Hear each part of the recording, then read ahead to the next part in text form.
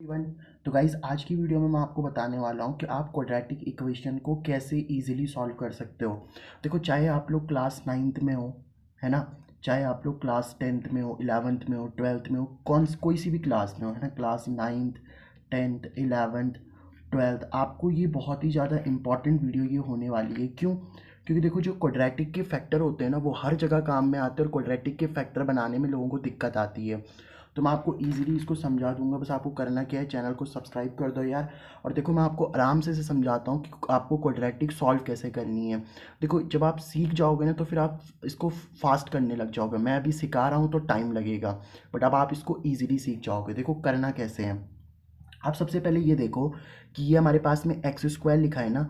X square के आगे कुछ नहीं लिखा होगा तो क्या लिखा होगा? वन लिखा होगा। भाई किसी के आगे कुछ नहीं लिखा होगा तो वन ही तो लिखा होगा। ठीक है, अब ये जो वन लिखा हुआ है ना, इस वन को मल्टीप्लाई कर दो आप लोग 8 के साथ में। यानी कि जो भी इस एक्स स्क्वायर के आगे लिखा होगा ना, उसको हम मल्टीप्लाई कर देंगे सबसे आखिरी वाले के साथ।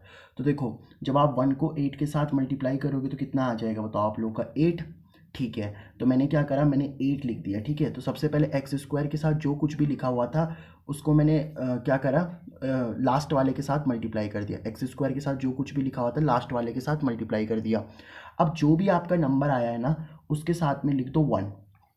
ठीक है, क्या लिख दिया आप लोगों ने? 1। ये समझ में आया क्या किया मैंने? जो भी एक्स स्क्वायर के साथ में लिखा हुआ था सबसे पहले उसको इधर मल्टीप्लाई कर दो 8 के साथ में, मतलब जो लास्ट वाला है, और फिर उसके साथ में 1 लिख दो। अब आप ये सोचो कि ये जो 8 है ना, ये सबसे छोटा किससे डिवाइड हो जाता है? तो मैंने देखा यार 8 जो है ना, वो सबसे छोटा किससे डिवाइड हो जाता है? 2 से। भाई 8 देखो 2 के टेबल में आता है कि नहीं आता? तो मैंने क्या करा, ये जो 8 है, ये 8 किससे डिवाइड हो जाएगा बताओ आप लोगों का? 2 से डिवाइड हो जाएगा। 8 किससे डिवाइड हो जाएगा? 2 से डिवाइड हो जाएगा। ठीक है, अब ये 8 किससे डिवाइड हो गया? 2 से। तो अगर आपने 8 को 2 से डिवाइड किया तो 1 को मुझे किससे मल्टीप्लाई करना पड़ेगा? 2 से। अब ऐसा क्यों करा मैं आपको समझाता हूँ। देखो, जब मेरे पास में 8 और 1 लिखा हुआ था तो एक्चुअल में ना हमें दो नंबर चाहिए होते हैं, ऐसे दो नंबर चाहिए होते हैं जिनका प्लस या माइनस करके जो एक्स वाले के साथ वाला है ना वो आ जाए। मतलब मैं आपको समझाता हूँ, देखो क्या कर रहा हूँ मैं। अभी जैसे आपके पास में 8 और 1 लिखा है, अब आप 8 प्लस 1 कर दो तो 9 आ जाएगा, 8 माइनस 1 कर दो तो 7 आ जाएगा। तो इसका मतलब 2 तो कहीं से नहीं आ पा रहा ना, माइनस का 2। तो मैंने क्या सोचा यार, 8 को मैं 2 से डिवाइड कर देता हूँ, और 8 को 2 से डिवाइड किया तो 1 को 2 से मल्टीप्लाई करना पड़ेगा। अब 8 को 2 से डिवाइड किया तो कितना आ जाएगा? 4। और 1 को 2 से मल्टीप्लाई करा तो कितना आ जाएगा? 2। अब देखो, ये जो दो नंबर लिखे हुए हैं ना, इनका इस्तेमाल करके आप -2 लेके आ सकते हो। कैसे? आप बोलोगे सर 4 - 2 करेंगे तो 2 आता है। बिल्कुल आता है, बट हमें तो माइनस का 2 चाहिए ना। तो आपको क्या करना पड़ेगा? 2 - 4 करना पड़ेगा। 2 - 4 कितना हो जाएगा? -2। तो इसका मतलब मेरे पास में दो नंबर कौन कौन से आ गए? जब आपने 2 - 4 किया तभी तो -2 आया ना। तो इसका मतलब पहला नंबर आपका 2 आ गया, दूसरा नंबर आपका -4 आ गया। तो देखो, इसी को मैं लिखने वाला हूँ। जो एक्स स्क्वायर है उस एक्स स्क्वायर को तो मैंने ऐसे ही लिख दिया, 1 लिखो या ना लिखो फ़र्क ही नहीं पड़ता। ठीक है, अब ये -2 कैसे आया था? देखो, -2 आया था, पहले आपने 2 में से 4 माइनस किया ना, तो पहले मैं 2 लिखूँ। अच्छा, 2 का साइन कुछ नहीं है तो प्लस ही तो होगा, तो हमने क्या लिख दिया? प्लस का 2। और देखो यहाँ पे x चल रहा है ना, तो मैंने x लिख दिया। ठीक है, x चल रहा था तो x लिख दिया। माइनस का 4 है, देखो प्लस का 2 तो लिख दिया, माइनस का 4, तो यहाँ पे क्या लिख दिया? माइनस का 4, और साथ में क्या आ जाएगा आप लोगों का? x आ जाएगा। और जो पीछे माइनस का 8 चल रहा है उसे तो चलने दो, माइनस का 8 इक्वल टू 0। अब आप इन दोनों टर्म में देखो, इन दोनों टर्म में क्या कॉमन आ रहा है? देखो, यहाँ एक्स स्क्वायर है और यहाँ एक x है, तो एक x कॉमन आ जाएगा ना। जब आपने एक्स स्क्वायर में से एक x कॉमन ले लिया तो इधर कितना बचा होगा? एक ही x तो बचा होगा, प्लस इधर कितना बचा होगा? 2। ठीक है, इन दोनों में देखो, यहाँ माइनस लिखा है, माइनस लिख दिया। ये दोनों देखो 4 की टेबल में आते हैं कि नहीं आते? 4 1 4, 4 2 8, तो 4 की टेबल में आ रहे हैं। और जो ब्रैकेट यहाँ पे बनता है ना, वही ब्रैकेट यहाँ पे भी बनेगा। मतलब इधर भी क्या आ जाएगा? x plus 2 is equal to क्या? 0। देखो, माइनस का 4 इंटू एक्स -4x, माइनस का 4 इंटू 2 माइनस का 8। अब देखो ये कितना आ जाएगा? देखो x प्लस 2 ये भी है, x प्लस 2 ये भी है, तो ये तो मैंने एक साथ लिख दिया। और ये आपका x हो गया, और माइनस का क्या बचा? 4 इक्वल टू 0। अब या तो आपका x प्लस 2 0 के बराबर रहा होगा, if x plus 2 is equal to 0, और या तो फिर आपका क्या रहा होगा? x माइनस 4 इक्वल टू 0 रहा होगा, है ना। और लिख लेते हैं इसमें। तो अब आप देखो क्या आ जाएगा? x प्लस 2 उधर जाएगा तो क्या बन जाएगा? 0 - 2, और x की वैल्यू कितनी आ जाएगी यहाँ से? -2। और इधर देख लो x -4 उधर जाएगा तो क्या बन जाएगा 0 + 4, तो x की वैल्यू कितनी आ गई आपके पास में 4 आ गई। ठीक है, तो इस तरीके से आप लोग इजीली सॉल्व कर सकते हो। अब देखो ये सेकंड वाला क्वेश्चन कैसे करोगे आप लोग। सबसे पहले मैं क्या करता हूँ, इस 6 को मल्टीप्लाई कर देते हो आप लोग 3 के साथ में। तो जब मैं 6 को 3 के साथ, ये तो करा था हमने, जैसे यहाँ पे कुछ नहीं लिखा तो 1 को इससे मल्टीप्लाई करा, तो वैसे इस पर हम लोगों को 6 को सबसे पहले मल्टीप्लाई करना पड़ेगा 3 के साथ। अब जब मैं 6 को 3 के साथ मल्टीप्लाई करता हूँ तो कितना आ जाता है 18।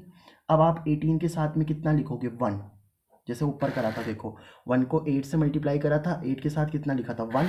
ऐसे ही मैंने 6 को 3 से मल्टीप्लाई करा, कितना आ गया 18, और 18 के साथ 1 लिख दिया।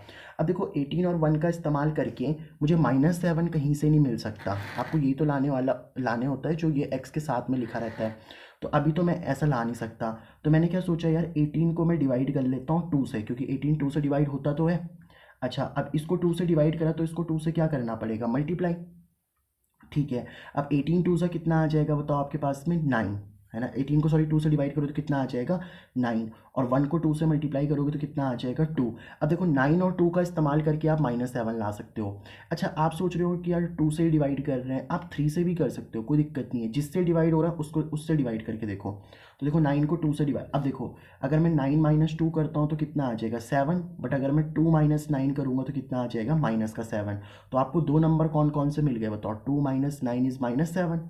तो ये जो प्लस का 2 और माइनस का 9 मुझे मिल गया। तो देखो यहाँ पे 6x² था, 6x² ही लिख दिया। ये -7x को मैं कैसे लिख सकता हूँ बताओ, माइनस देखो प्लस का क्या है आप लोगों का 2, तो मैंने पहले लिख दिया प्लस का 2, साथ में x चल रहा है, और माइनस का क्या लिख दिया मैंने 9, और साथ में क्या चल रहा है x, माइनस का 3 आ जाएगा ना जो बचा हुआ है, इक्वल टू 0।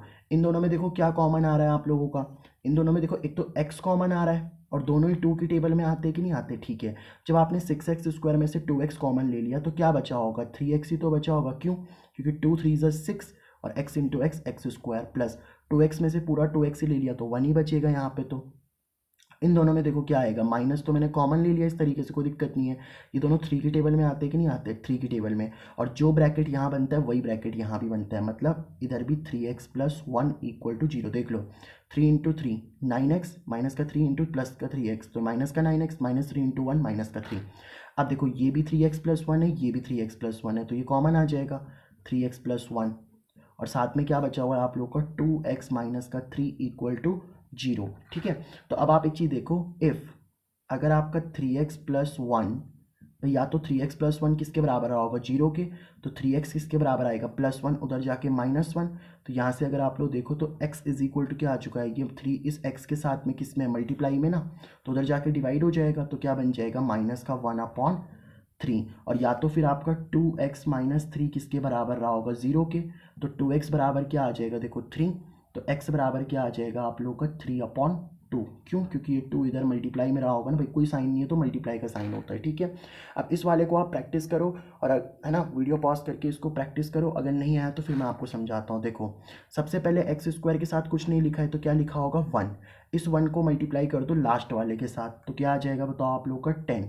अब 10 के साथ कुछ नहीं लिखा तो क्या लिख सकता हूँ बताओ, मैं 1 लिख सकता हूँ। ठीक है, अब देखो 10 को, अभी 10 और 1 का इस्तेमाल करके तो 7 नहीं बन रहा ना, तो मैंने क्या करा 10 को 2 से डिवाइड कर दिया, क्योंकि 10 2 से डिवाइड होता तो है। सबसे छोटा से डिवाइड करो, 5 से भी कर सकते हो आप, कोई दिक्कत नहीं है इसमें, समझ रहे हो ना बात को। ठीक है, तो 10 को 2 से डिवाइड किया, फिर मैंने इसको किससे मल्टीप्लाई कर दिया 2 से। अब 10 को 2 से डिवाइड करोगे तो कितना आ जाएगा 5, और 1 को 2 से मल्टीप्लाई करोगे तो कितना आ जाएगा 2। अब देखो जब आप 5 + 2 करोगे तो 7 आ जाएगा कि नहीं आ जाएगा, बिल्कुल। तो यहाँ पे x² लिखा है, ठीक है, ये 7x कैसे आ जाएगा बताओ, प्लस का 5 तो 5x हो गया, x भी चल रहा है ना, प्लस का क्या 2x, और प्लस में क्या चल रहा है आप लोगों का 10 = क्या 0। 5x + 2x 7x होता है ना, इन दोनों में कुछ कॉमन नहीं दिख रहा, सिर्फ x दिख रहा है, तो x कॉमन आ जाएगा। x कॉमन लिया तो इधर कितना बचे होगा बताओ, x प्लस इधर कितना बचा होगा आपका 5, प्लस ये दोनों देखो 2 की टेबल में आते हैं कि नहीं आते, बिल्कुल। तो इधर क्या बचा होगा x, प्लस में इधर कितना बचा होगा 5 = 0। भाई जो ब्रैकेट यहाँ बनता है वही ब्रैकेट यहाँ भी बनता है। अब आप देखो इधर भी x + 5, इधर भी x + 5, तो कॉमन हो जाएगा, तो यहाँ कितना बच गया आप लोगों का x प्लस में कितना 2 = 0। अब या तो आपका x + 5 0 के बराबर रहा होगा, तो x बराबर क्या आ चुका होगा -5, और या तो आपका x + 2 किसके बराबर रहा होगा 0 के, तो x की वैल्यू क्या आ चुकी होगी -2। 2। ठीक है, तो ये हम लोगों ने सॉल्व कर दिया। तो इस तरीके से आप क्वाड्रेटिक इक्वेशन को बिल्कुल ईजिली सॉल्व कर सकते हो। ठीक है, तो अगर वीडियो पसंद आई हो और ये ट्रिक आपको अच्छी लगी हो तो आप लोग बिल्कुल ज़रूर कमेंट करना मेरे को कि हाँ सर अच्छी आपने ट्रिक बताई है, और चैनल को सब्सक्राइब जरूर कर देना यार। ठीक है, और दोस्तों के साथ शेयर भी करो।